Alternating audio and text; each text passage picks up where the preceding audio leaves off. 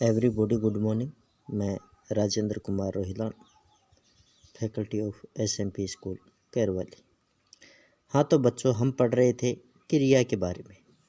आज तक हमने क्रिया की परिभाषा के बारे में पढ़ा, क्रिया के प्रकारों के बारे में पढ़ा और वाक्य में किस किस प्रकार की क्रिया कहाँ पर मौजूद होती है उसके बारे में पढ़ा। फिर हमने क्रिया के प्रकार के बारे में पढ़ा कि क्रिया होती कितने प्रकार की है। तो उसमें 3 प्रकार के आधार पर हमने विभाजित किया। क्रम के आधार पर हमने क्रिया को 2 भागों में बांटा। काल क्रम के आधार पर 2 भागों में बांटा। पहली कौन सी थी? एकर्मक क्रिया थी। दूसरी थी सकर्मक क्रिया। एकर्मक क्रिया में कर्म मौजूद नहीं होता, उसमें क्रिया का प्रभाव सीधा कर्ता पर पड़ता है।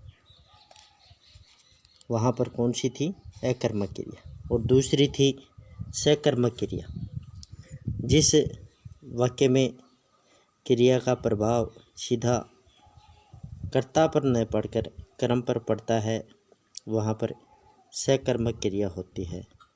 सकर्मक क्रिया में कर्म का मौजूद होना अति आवश्यक होता है। फिर कल हमने पढ़ा काल के आधार पर काल कितने प्रकार के होते हैं आपको सभी को विदित है। जानते हैं कि काल 3 प्रकार के होते हैं, या तो भूतकाल, वर्तमान काल और भविष्य काल। उसी के आधार पर क्रिया के भी 3 ही प्रकार बताए हमने, भूतकालिक, वर्तमानकालिक और भविष्यकालिक। यानी भूतकाल में व्यक्ति जो भी कार्य करेगा वो बीते समय में होने का बोध होता है।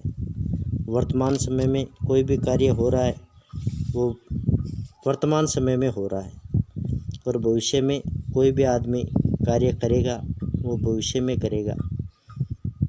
उसके आधार पर हमने पढ़ा। आज हम पढ़ेंगे प्रयोग और रचना के आधार पर, कि प्रयोग और रचना के आधार पर क्रिया के प्रकार, और उसमें सबसे महत्वपूर्ण होती हैं प्रयोग और रचना के आधार पर। ज़्यादातर एग्ज़ाम में यही देखने को मिलती हैं, या तो क्रम के आधार पर देखने को मिलेगी या प्रयोग या रचना के आधार पर। काल के आधार पर आज तक न पूछी गई है और न आगे पूछे जाएंगे। यही वाक्य होते हैं कि आपको उसमें ढूंढना होता है कि किस प्रकार की क्रिया है। तो प्रयोग और रचना के आधार पर आज हम पहली क्रिया पढ़ेंगे। उसका नाम है संयुक्त क्रिया। देखो, नाम से ही स्पष्ट है, संयुक्त। संयुक्त किसे कहते हैं? वैसे हमें पता है कि जब 2 चीज़ें मिल जाएं या बहुत सारी चीज़ें मिल जाएं तो उसे हम क्या कहेंगे? संयुक्त कहेंगे। अकेला, जैसे एक मुहावरा है, अकेला चना भाड़ नहीं फोड़ता, उसी प्रकार संयुक्त क्रिया में 2 क्रियाएं मिलेंगी और 2 क्रियाएं मिलकर एक क्रिया को क्या करती हैं? अंजाम देती हैं। यानी 2 आदमी किसी काम को अच्छी तरह से संपादित कर सकते हैं, वही आधार इसमें होगा। संयुक्त क्रिया में 2 क्रियाएं होंगी, उसकी परिभाषा के बारे में हम आत्मसात करेंगे, उसे पढ़ेंगे और देखेंगे। तो देखो, संयुक्त क्रिया यानी वे क्रियाएं, देखो वे क्रियाएं जो 2 क्रियाओं के योग से निर्मित होकर, यानी वे क्रिया मैंने बताया वाक्य के अंत में होती हैं। यानी वे क्रियाएं जो 2 क्रिया एक नहीं 2 क्रियाओं के योग से, 2 क्रियाओं के योग, जैसे 1 + 1 = 2, दोनों क्रियाएं निर्मित होकर एक ही क्रिया का काम करें।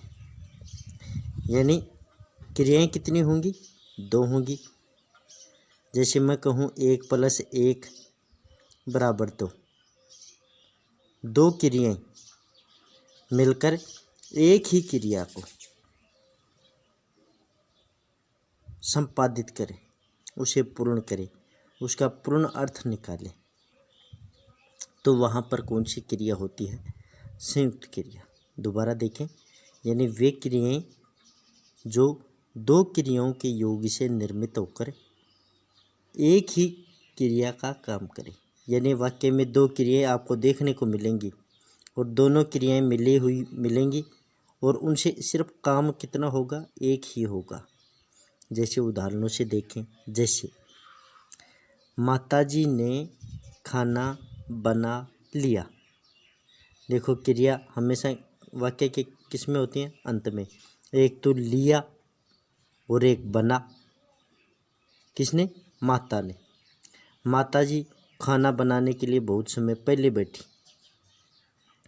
खाना बना रही थी, लेकिन अब क्या कर लिया? लिया। यानी बना और लिया दोनों एक ही कार्य को संपादित कर रहे हैं। यानी माताजी बहुत समय पहले से खाना बना रही थी, लेकिन अब उसने क्या कर दिया? उस कार्य को पूर्ण कर दिया। बना और लिया, यानी 2 क्रिया मिलकर एक ही क्रिया को क्या करती हैं? अंजाम देती हैं। यानी उसने काम क्या किया? खाना बनाने का। बहुत लंबे समय से बना रही थी और अब उसने लिया है। यानी ये बना मूल धातु से और ये ले के अनेक रूप होते हैं, जैसे लेना, लिया, लेंगे, ले चुका है। दूसरा उदाहरण देखो, चोर छत से कूद और पड़ा। चोर किसी के घर में चोरी करने गया था, अचानक घर वालों ने देख लिया, छत पर चढ़ गया और दूसरे किनारे एक बार तो कूदना क्रिया, और एक बार पड़ा। तो ऊपर से देखो, ये मानो कि ये छत है, यहाँ से अगर चोर कूदा तो एक क्रिया तो वहाँ पर हुई और दूसरी क्रिया पड़ा। तो काम तो कितना किया? एक ही किया ना, कूद और पड़ा। कूदना और पढ़ना काम किया, कितना किया? एक ही किया। तो कूद पड़ा।